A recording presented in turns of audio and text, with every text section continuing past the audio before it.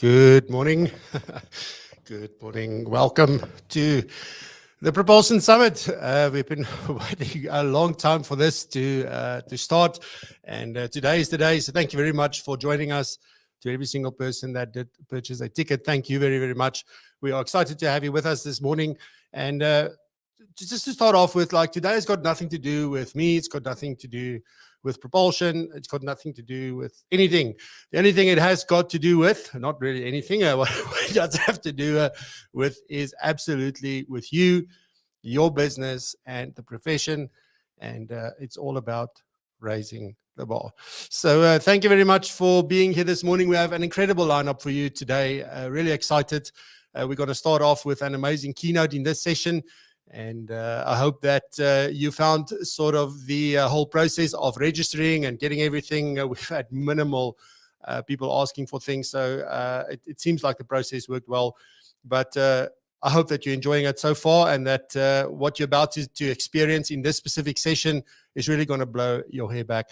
So in this session, as I said, we've got CJ doing a keynote, and then we have a panel discussion on technology and how do we help clients or take clients on this digital journey, because it doesn't really help us if we implement all this amazing technology, new processes, things that are slick and amazing and bells and whistles and shiny, and then your client is left outside in the cold because they didn't even know what you were busy with, and maybe they're not ready to make that leap. So getting into that kind of discussion in the panel, and really looking forward to that.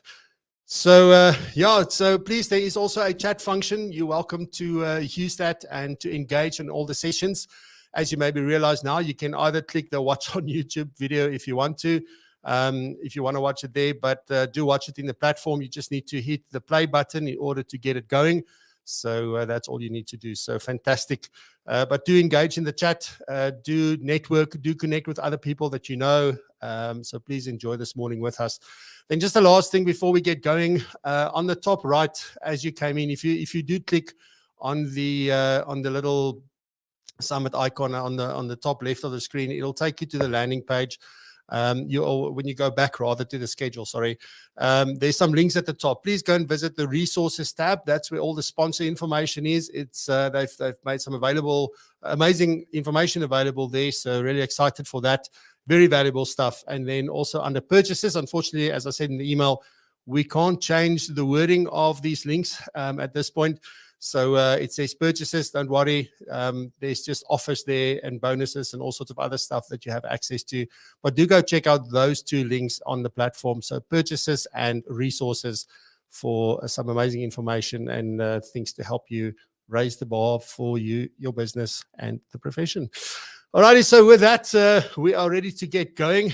And I'm excited to introduce you to CJ Smith, who will be our first keynote speaker.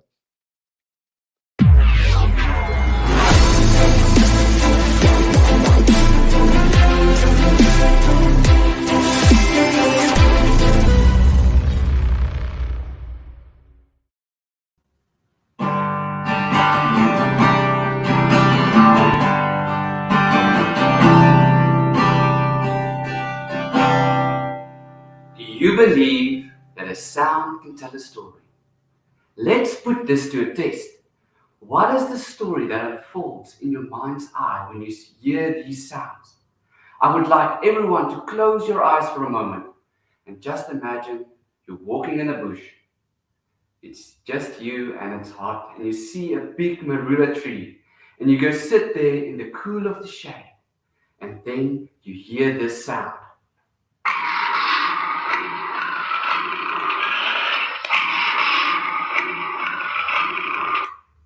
Did you see the ferocious lion? Did you see yourself climbing up this tree? Or where were you when you heard this sound?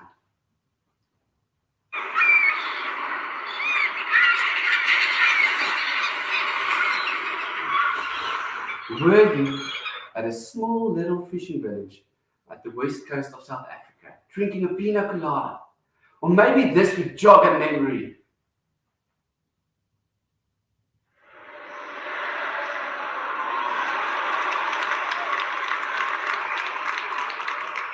Where were you? With who were you there? Was it Augusta? Was it Wimbledon? Maybe it was your kids' rugby match. But can you see how a simple sound can start to create a story in your mind? So let's look at a guitar. There are 6 strings, and when you play it at the right place, at the right time, it creates a chord. But if you play it at the wrong place, at the wrong time, it creates something, well, horrible. And maybe this is your life. You're doing all the good things. You got a job. Great. You're just working 9 to 5 just to get a salary, part of this rat race. Not that great. Maybe you got married. Great. Maybe you got married for the wrong reasons. Not that great. And the same can be said by changing one note. By changing one note, the chord can go from happy to sad. And maybe this is your life. You've got everything. You've got the house, you've got the car, you've got the kids, you've got everything, but there's this one thing. Maybe it's something like depression or anger or bankruptcy, and suddenly everything goes from happy to sad. And the problem is we get fixated on this one note, and we forget about all the other areas in our life. So let's take your life and place them as notes on a guitar. And if you focus on these 6 notes at the right place at the right time, you are going to have an awesome sound to your life. So the 6 notes that I believe you need to focus on is your mindset, your work, your health, your relationships, your faith, and your legacy. So the first one, your mindset. What is your current mindset like? Are you a victim or are you a victor? A victim mindset is somebody who says, I can't do anything. They always make excuses. They're busy being busy. They live in the past and they just take from this world. Where a victor has a mindset of can. They deliver results. They're productive. They are future orientated and they give back to this world. The second note that we need to look at is your work. And this is an area where we spend a lot of time at. So what is the sound when you enter the work, when you enter your job? What is the soundtrack that starts to play in your colleagues' minds? To me, your sound equals your values. So what do you stand for? Are you reliable, available, teachable? And then if we had to ask your clients, would there be a correlation at the way how they perceive you and how you think you are? Because I think your sound is what's going to attract your clients. So you have to decide today who is the clients that you want to attract. So you have to become the advisor the client you are looking for is looking for. I want to say that again. Become the advisor the client you are looking for is looking for. The next note that we need to look at in creating an awesome sound is our health. And here I don't just want to talk about physical health. I want to speak about holistic health. That includes things like your emotional well-being, your mental, social, spiritual health as well. I think we live in an area or in a life where we separate these different facets. You go to a nutritionist to help you with your diet, or you go to a therapist to help you with depression, but there's no crossover guidance in fitting all of these pieces together. So are you looking at your health and not only the physical aspect of it? There has to be a holistic health approach.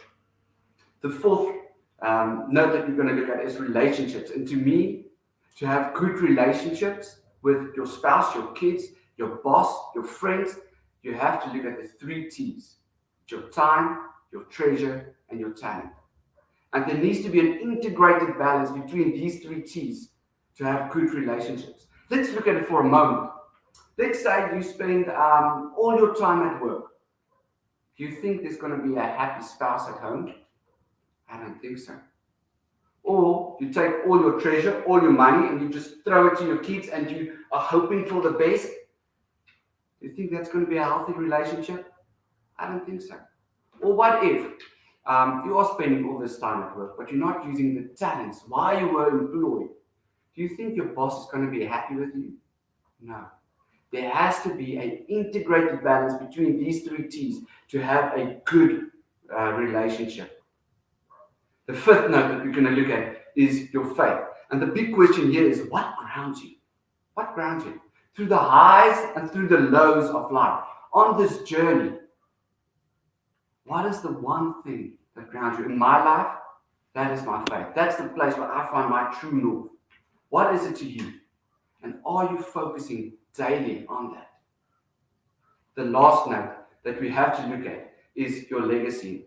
And I think the bigger question is, if you had to jot down today, now, on a piece of paper, on your phone, somewhere, what would people say about you when you are gone? What is that going to be? What is that going to look like? Are you living a life now worth remembering? You see, the crazy thing about music is it can change the atmosphere. And I want to show you what I mean. I'm going to say 4 random motivational phrases. I'm going to say it once without any music, and then I'm going to add some music in the second time. And I want you to feel the difference that music makes. So the 4 phrases are: you can do it, you can make it, don't give up no matter what. You can do it, you can make it, don't give up no matter what. Now I'm going to add some music, and I want you to feel the difference the music makes.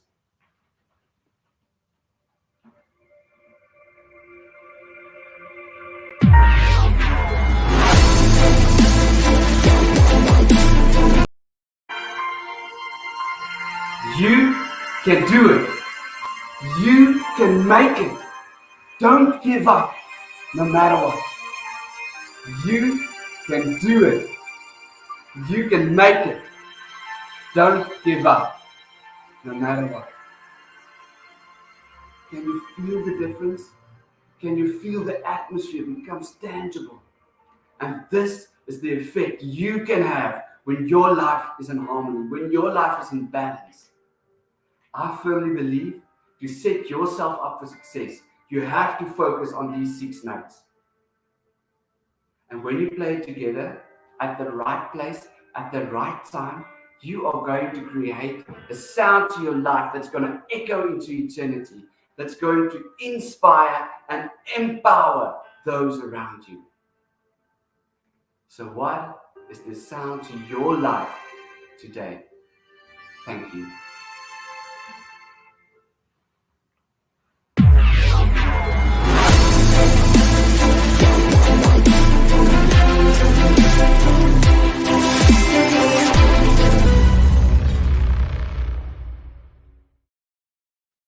Thank you very much, CJ.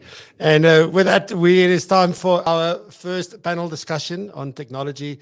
And we have some phenomenal panelists, and I'm excited for this. Our facilitator for this session is Rizanne, and looking forward to this discussion.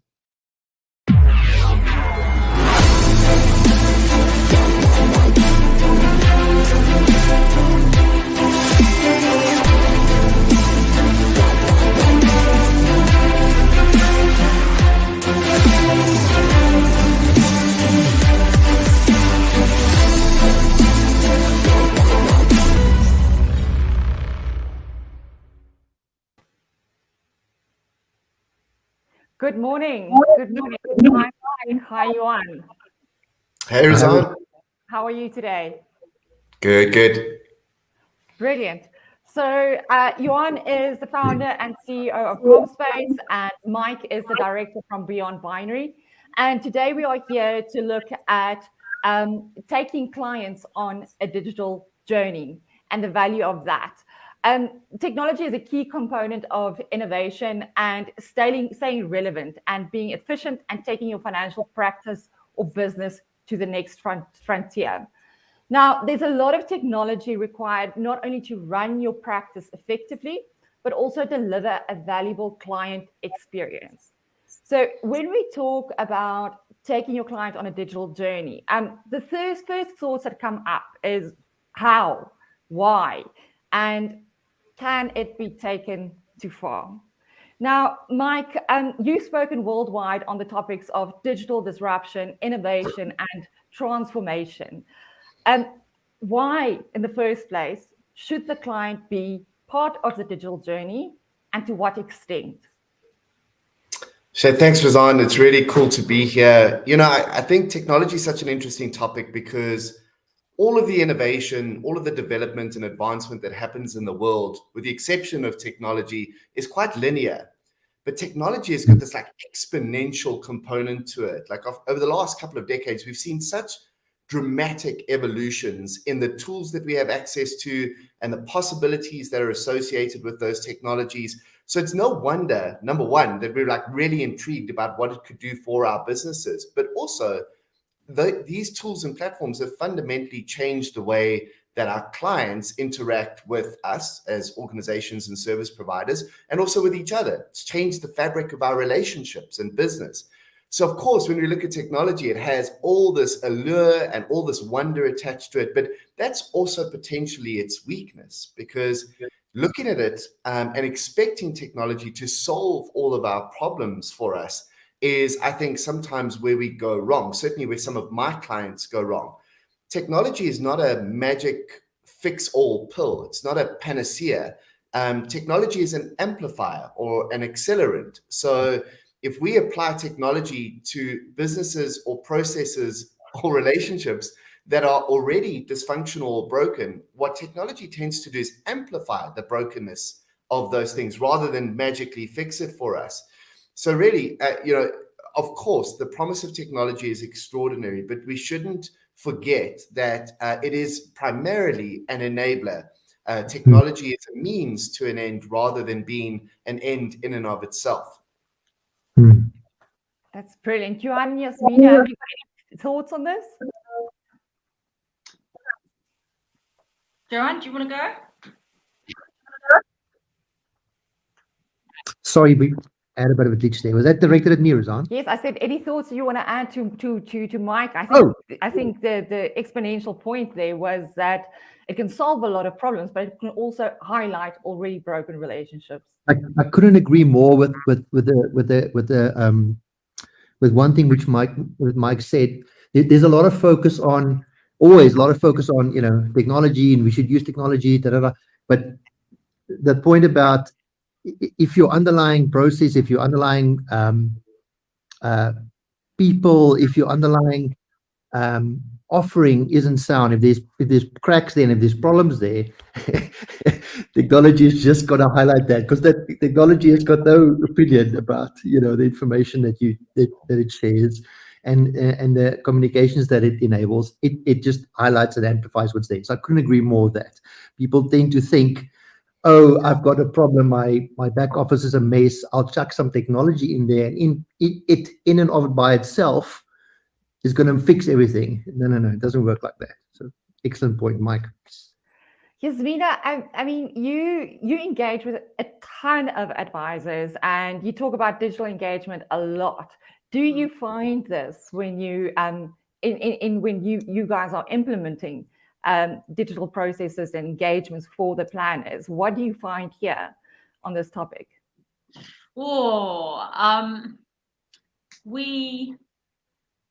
It depends on the size of the firm. So if it's a very small firm, so just a one-man band, or up to about 5, then it can be tricky. And I would mirror what Mike and Johan have said, where they will potentially take processes that are already broken and then try and implement them via technology, which doesn't work. Whereas a larger firm, they tend to have more resources, and they can take a step back and they can work either internally within their own operations team, or they can outsource it, and they can re-architect their processes. And that's where we see real change and real advancement, where firms are able to really take a look at processes that may have been around for decades, but just aren't serving their clients, and to improve their processes at the same time as implementing better technology. And that's where we see the real advancement. So part of our job is actually to work with advice firms to try and help them understand the value of re-architecting processes that might not be working alongside implementing new technology. Brilliant. I want to stay on that point for a bit. millions of budgets are spent annually in rolling out technology and technology platforms to advisors, but we see year on year that the implementation thereof fails and also the adoption thereof fails. Why is it still failing if so much money is being spent on it and the demand from the consumer is clearly there? Where is the broken part? Why is it failing? And how do we do this better? I can venture one opinion there, and I'd like to hear what Mike and Yasmina think of this. This is from having seen how small and large corporates go about reinventing processes, especially processes that engage with externally with clients. It's not one thing, right? But one common thread I've observed a lot of is when people design these processes, they're very inward focused and they focus from inside outward. This is how our stuff works inside. This is how our teams are set up. This is how we work with each other. This is how we communicate. So now we build something to fit that, and we just push that out with not enough thought of outside in. Put yourself in the client's shoes and say, okay, but how is the client going to experience this process? I've seen so much of that. And it's not that the process is fundamentally broken. It's just not enough thought is being put into the client that's a recipient or participant in this, and the primary focus of this process. What's the experience of that? What are the hoops that they have to jump through, to participate in this? Is it giving them joy to engage with you, or is it just causing frustration? I don't know. What do you guys think? Yeah, I think that's spot on, Johan. I think that this notion of it's really difficult to read the label from the inside of the bottle, right? So maintaining that perspective of stakeholder experience and getting a firm understanding of what it's really like to be at the coalface and to be in the complexity of solving these problems is so important. But I think Yasmina's point around timeframes is a really important one. Yasmina, and forgive me if I'm misquoting you here, but you said the luxury and the discipline of stepping back and taking a long-term view on the deployment and use of technology is such an important part of encouraging the success of those tools. If we're only thinking in the short term and we're only responding in a knee-jerk fashion to needs that are appearing in the moment right now, there's a real danger that we don't. I suppose if you take seriously staying competitive and relevant and valuable as a business in the long term, you have to think critically about the role that technology will play in that. And as you've rightly said, not every organization has the luxury of being able to do that. And certainly if you have the resources and the headspace to be able to create the room to do that, that's really powerful. But when it comes to, Rizanne, your question about which organizations succeed and fail, for me, it's really more than anything else a function of culture and attitude towards change and adaptability, which is almost always a function of leadership. It's the example that we set as leaders around how we approach the use of technology and how we think about innovation. That's ultimately going to determine whether or not our organizations are going to succeed in this space.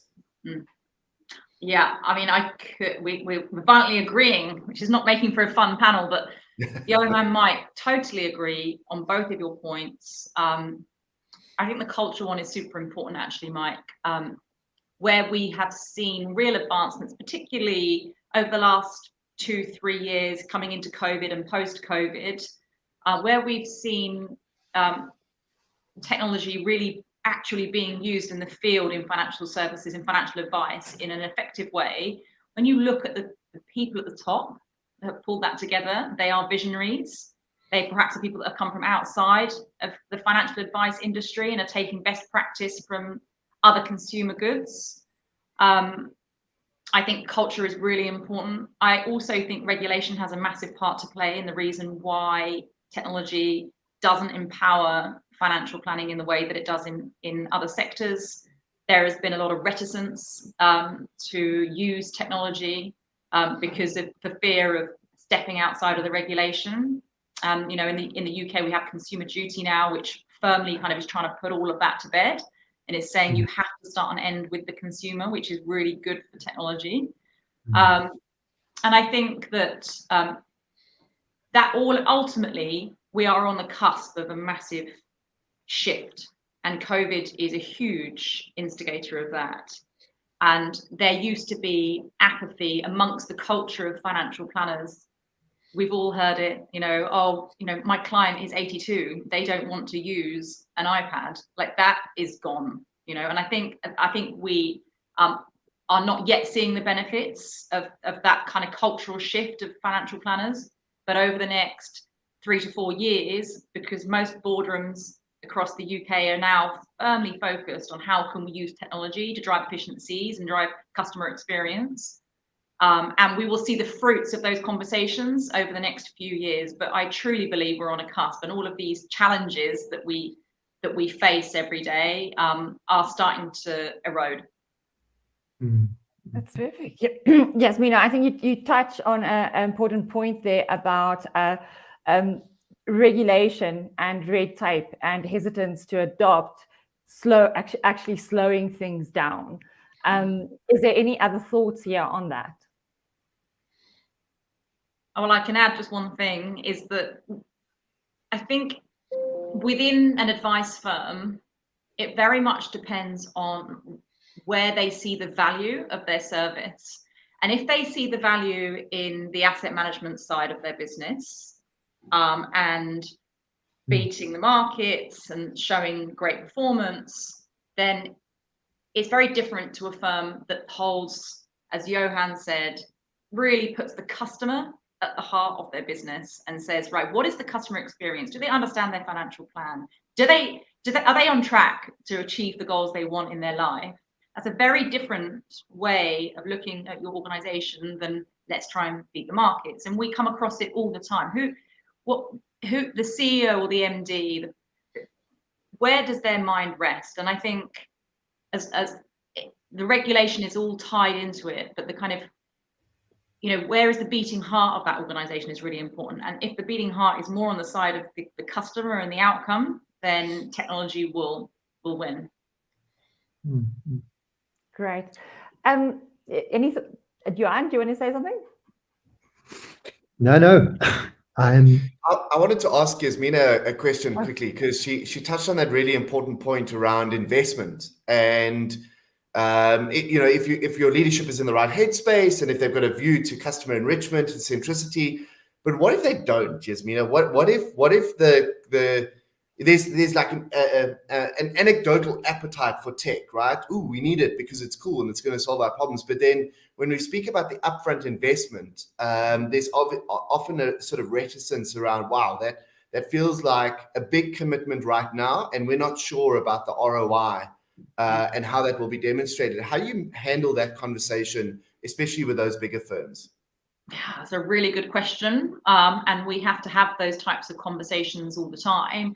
But we always lead, with a values-based conversation. So the investment may be pretty steep up front, but we can work out together what the ROI looks like and at what year you're going to start seeing the return. And ultimately, the organizations that don't invest in their technology today are the ones that are going to be failing tomorrow. There are going to be winners and losers in this fight. And, the world used to revolve around the investment and the managers and who was being able to produce the best funds. It sort of moved on to, firms that have got decent kind of cash flow planning and that are using, psychometric questionnaires. And now the world has firmly moved on, where the future is all about, it's all about this. It's all about how can you get the financial plan in the palm of the hand of the consumer. And all the rest of it is a bit of a tick box. Yeah, your DFM needs to perform.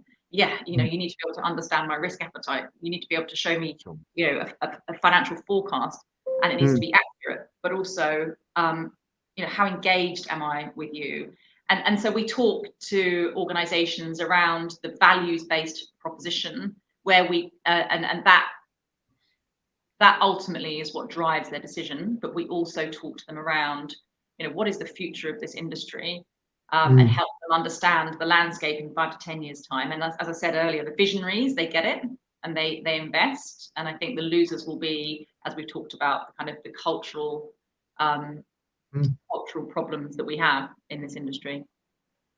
I've got a fun story. Well, I think it's a fun story because I think it illustrates the point quite well. This thing about people being hesitant to do large investments in technology, especially when it's on the hidden side. It's easy to justify rolling out any kind of customer-facing software that the client directly interface or interacts with. But there's a whole host of back office, back in the kitchen type of stuff that also needs to be there and adds value. But sometimes it's not so obvious, and it's not so easy to straight away explain the cost benefit case for that. I thought about this for a while because that's what the game is, right? Being software for financial advisors, which isn't directly client facing. So quickly, I want to just quickly tell you the tale of, I call it the tale of two banks. So this actually happened to me. So we used to bank with a particular bank. I'm not going to name names, otherwise people are going to get angry or going to get accused of product placement or whatever. But we used to bank with a particular bank in the commercial side, and then I had my personal bank. So, and the one I loved and the one I hated, and I'm going to tell you the quick story, and you tell me which one I loved and which one I hated. And firstly, call center, automated IVR system, press 1 for this, press 2 for that. The story. Lately nowadays, it's, oh, Annie, the friendly voice bot, what would you like to do? And then he doesn't understand what I ask him, but I get frustrated. Okay. Eventually we get through all that. Eventually I muddle my way through to a human because none of the options seem to make sense to me. Finally, I get an actual call center operator. Oh, now I need to get verified. Last enter your PIN number, last 4 digits of your bank. Oh no, sorry, you failed verification. Now we've got to ask you some tough questions. So but order, the whole thing. And half an hour later, you finally through. Oh, sorry, you're not the right department. I'm going to transfer you to the next lady to the whole story again. And that is so frustrating. And then finally, the question I wanted to ask was, guys, I've got a new laptop. And my internet banking, I log in, and for some reason, it doesn't give me the options to make payments, EFT payments. It's grayed out. What's going on? Back and forth. Days later, finally, I get an answer. Oh, no, it's a security measure. It's a new security feature. It's a new device that the system doesn't recognize. I said, okay, well, how do I get it? No, you can't do anything. You need to just use your laptop for a few weeks. Eventually, the system will recognize it and it will start trusting it. Okay, that's story number 1. Story number 2, I'm stuck overseas. I got a new card, and I forgot the PIN number.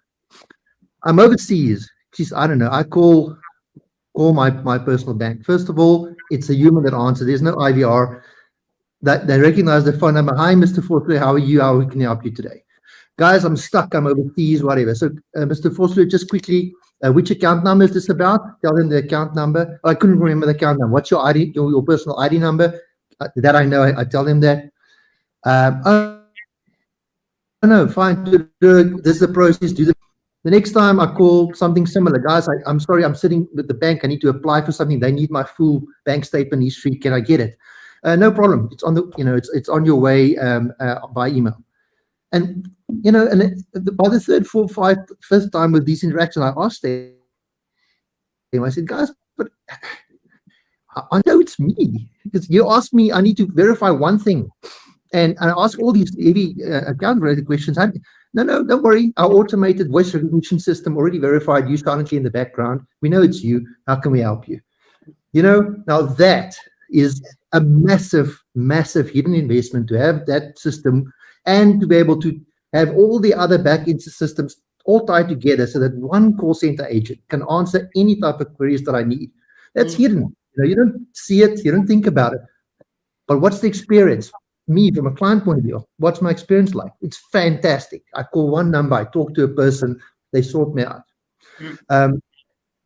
And I think that same principle should apply exactly and should factor heavily in the thinking that financial advisors use when they think about investing in back office technology in their practice that needs to work together seamlessly so that it all works together to be able to offer a very decent, enjoyable, relatable experience for their clients. my story on Yeah, that. and I love that point, because like there's one of the fears around technology and investing in technology is that it replaces the human function, right? Like it's a proxy. But we don't really want computers to do what people can do. We want computers to do what computers can do really well, and let people do what they do really well, and use the one to support the other. I think it's a great example of that. I mean, like half of the challenge of digital transformation is just narrowing the gap between what you could know about your customer and what you do know about your customer, right? And then the other half is just not making your complexity your customer's problem. Right. But as you rightly say, we forget the basics. We forget how much it matters sometimes just to hear a human voice. And so maybe it's not about replacing that voice. Maybe it's about making that process more efficient. So I think it's a great example, actually. That's brilliant, Mike.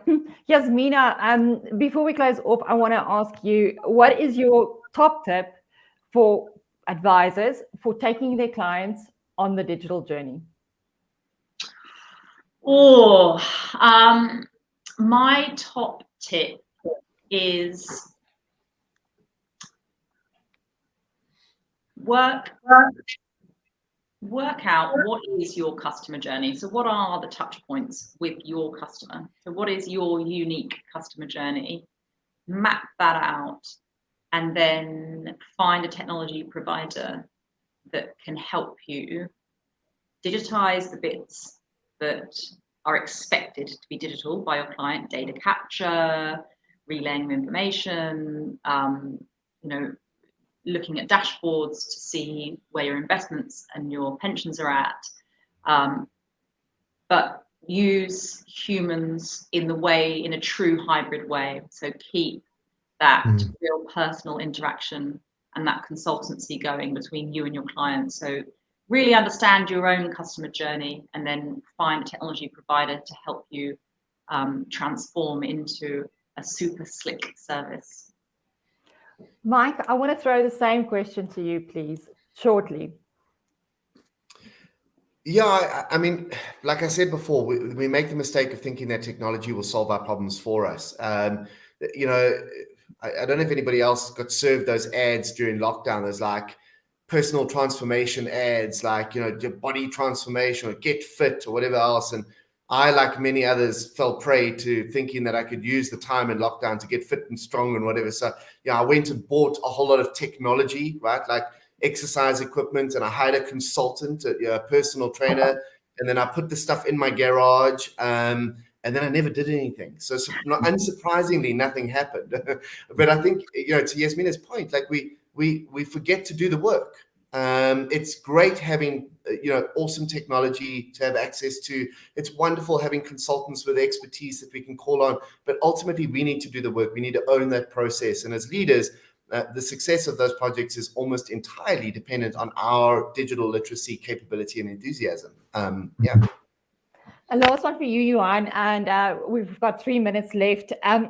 So these hidden costs, how do you translate it back into the side of the digital journey that the clients actually see? I mean, you've got the revenue management system. So how do you translate all of this investment and the hidden costs into your digital journey to explain the value? Look, I think I've kind of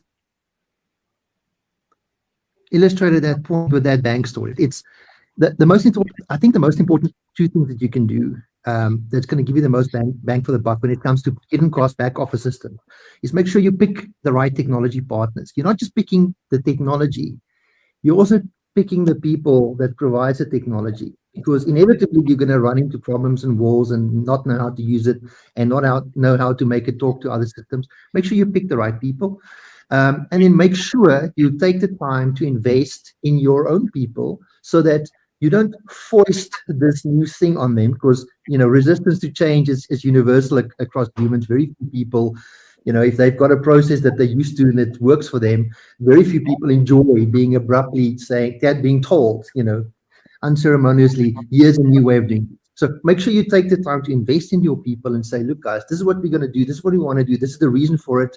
And then take it a little bit time by time, step by step. Make sure they are bought in from the get-go. We see technology projects fail all the time because They never go into the garage to go use the exercise equipment during lockdown. Yeah, that's about the most important thing I can say, to make sure that will make your investment pay off and make you achieve the goal that you actually want to achieve, which is to improve your client journeys. That's brilliant. Yasmina, Mike, Johan, thank you so much for being part of this panel in a very, very valuable discussion on not only having a look at what we use, but having a look at how we implement it and how we actually, what is the client experience from that side of things. So thank you for starting early morning with us, and I hope you have a great day. For the audience, hope you found a lot of value from this session. Thanks very much. Cheers. Bye. Thanks. Bye-bye. Thank you.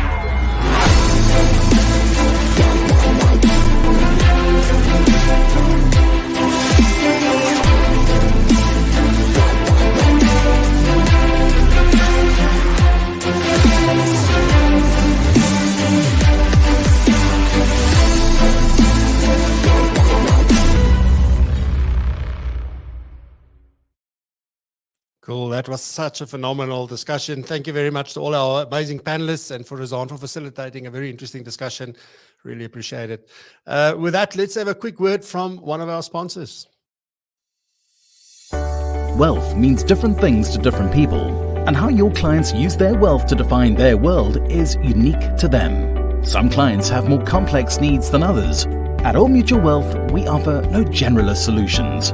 We provide you with a number of specialist capabilities geared to creating a unique experience for your clients, putting their needs first and delivering an uncompromised service.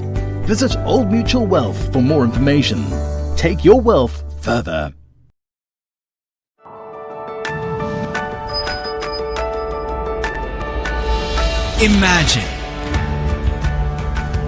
Imagine having an in-depth understanding of your business and cost-effectively providing an unparalleled customer experience.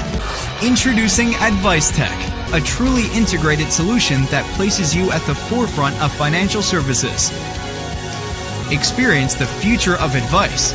Experience Advice Tech.